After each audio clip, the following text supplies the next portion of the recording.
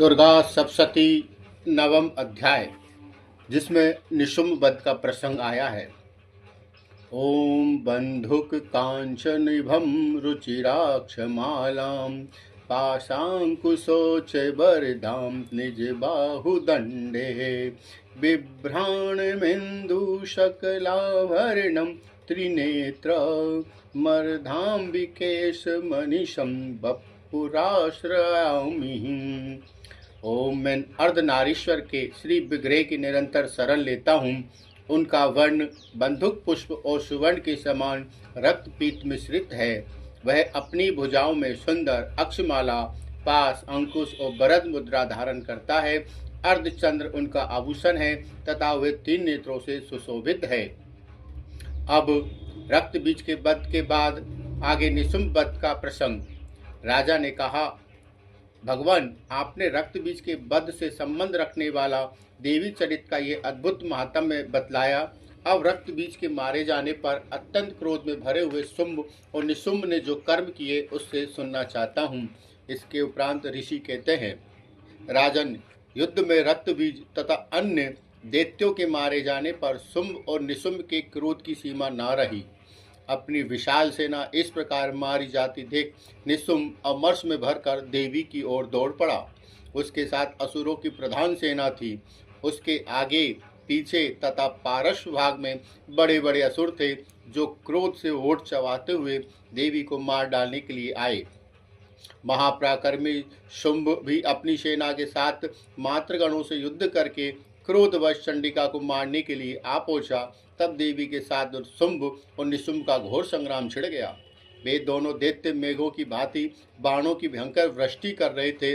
उन दोनों के चलाए हुए बाणों को चंडिका ने अपने बाणों के समूह से तुरंत काट डाला और शस्त्र समूहों की वर्षा करके उन दोनों दैत्योपतियों के अंगों में भी चोट पहुंचाई।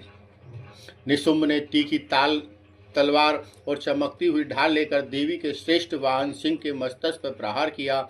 अपने वाहन को चोट पहुंचने पर देवी ने क्षुरप्र नामक बाण से निशुम्भ की श्रेष्ठ तलवार तुरंत ही काट डाली और उसकी ढाल को भी, जिसमें 8 चांद जड़े हुए थे, उसे खंड खंड कर दिया।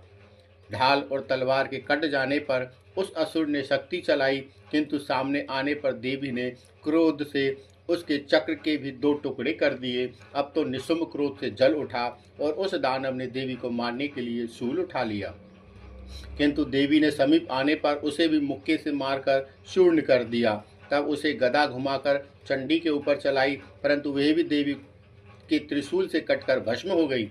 तदंतर दैत्यराज निशुम्भ को फरसा हाथ में लेकर आते देख देवी ने बाण समूह से घायल कर उसे धरती पर सुला दिया। उस भयंकर पराक्रमी भाई निशुम्भ के धराशायी हो जाने पर शुंभ को बड़ा क्रोध हुआ और अंबिका का वध करने के लिए वह आगे बढ़ा। रथ पर बैठे ही बैठे उत्तम आयुधों से सुशोभित अपनी बड़ी बड़ी 8 अनुपम भुजाओं से समूचे आकाश को ढककर वह अद्भुत शोभा पाने लगा। उसे आते देख देवी ने शंख बजाया और धनुष की प्रत्यंचा का भी अत्यंत दुस्सह शब्द किया। साथ ही अपने घंटे के शब्द से, जो समस्त दैत्य सैनिकों का तेज नष्ट करने वाला था, संपूर्ण दिशाओं को व्याप्त कर दिया। तदंतर सिंह ने भी अपनी दहाड़ से, जिसे सुनकर बड़े बड़े गजराजों का महान मद दूर हो जाता है, आकाश, पृथ्वी और 10 दिशाओं को गुंजा दिया। फिर काली ने आकाश में उछलकर अपने दोनों हाथों से पृथ्वी पर आघात किया। उससे ऐसा भयंकर शब्द हुआ जिससे पहले सभी के शब्द शांत हो गए। इसके पश्चात शिवदूती ने दैत्यों के लिए अमंगलजनक अट्टहास किया और इन शब्दों को सुनकर समस्त असुर थर्रा उठे, किंतु शुंभ को बड़ा क्रोध हुआ। उस समय देवी ने जब शुंभ को लक्ष्य करके कहा, ओ दुरात्मन, खड़ा रहे, खड़ा रहे, तभी आकाश में खड़े हुए सभी देवता लोग बोल उठे, जय हो, जय हो। शुंभ ने वहां आकर ज्वालाओं से युक्त अत्यंत भयानक शक्ति चलाई। अग्नि में पर्वत के समान आती हुई उस शक्ति को देवी ने बड़े भारी लूके से दूर हटा दिया। उस समय शुंभ के सिंहनाद से तीनों लोग गूंज उठे। राजन, उसकी प्रतिध्वनि से वज्रपात के समान भयानक शब्द हुआ, जिससे अन्य शब्दों को जीत लिया। शुंभ के चलाए हुए बाणों के देवी ने और देवी के चलाए हुए बाणों को शुंभ ने अपने भयंकर बाणों द्वारा सैकड़ों और हजारों टुकड़े कर दिए। तब क्रोध में भरी हुई चंडिका ने शुंभ को शूल से मारा। उससे वह आघात होकर और मूर्छित हो पृथ्वी पर गिर पड़ा। इतने में ही निशुंभ को चेतना हुई और उसने धनुष हाथ में लेकर बाणों द्वारा देवी काली तथा सिंह को घायल कर डाला। फिर उस दैत्यराज ने 10,000 बाहें बनाकर चक्रों के प्रहार से चंडिका को आच्छादित कर दिया। तब दुर्गम पीड़ा का नाश करने वाली भगवती दुर्गा ने कुपित होकर अपने बाणों से उसके चक्र तथा बाणों को ही काट गिराया। यह देख निशुंभ दैत्य सेना के साथ चंडिका का वध करने के लिए हाथ में गदा लेकर बड़े वेग से दौड़ा। उसके आते ही चंडी ने तीखी धार वाली तलवार से उसकी गदा को शीघ्र ही काट डाला और तब उसने शूल हाथ में लिया। देवताओं को पीड़ा देने वाले निशुंभ को शूल में हाथ में लिए आते देख चंडिका ने वेग से चलाए हुए अपने शूल से उसकी छाती छेद डाली। शूल से विदीर्ण हो जाने पर उसकी छाती से एक दूसरा महाबली और महापराक्रमी पुरुष खड़ी रहे कहता हुआ निकला।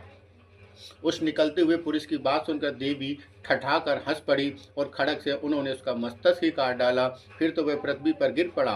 तंत्र सिंह अपनी दाढ़ों से असुरों की गर्दन कुचलकर खाने लगा और यह बड़ा भयंकर दृश्य था। उधर काली तथा शिवदूती ने भी अनन्या दैत्यों का भक्षण आरंभ किया। कौमारी की शक्ति से विदीर्ण होकर कितने ही महादैत्य नष्ट हो गए। ब्रह्मवाणी के मंत्र पुत्र जल से निस्तेज होकर कितने ही भाग खड़े हुए और कितने ही दैत्य माहेश्वरी के त्रिशूल छिन्न भिन्न धराशाही हो गए। बाराही के थुथुन के आघात से कितनों का पृथ्वी पर कचूमर निकल गया और वैष्णवी ने भी अपने चक्र से दानवों के टुकड़े टुकड़े कर डाले। इंद्री के हाथ से छूटे हुए वज्र से भी कितने ही प्राणों से हाथ डूबे थे। कुछ असुर नष्ट हो गए और कुछ उस महायुद्ध से भाग गए तथा कितने ही काली शिवदूती तथा सिंह के ग्रास बन गए। बोल जगदम्बे मात की जय हो। अगले 10वें अध्याय में हम दुर्गा सप्तशती में निशुंभ के वध का प्रसंग सुनेंगे। आज कथा का यही विश्राम। बोल सच्चे दरबार की जय हो।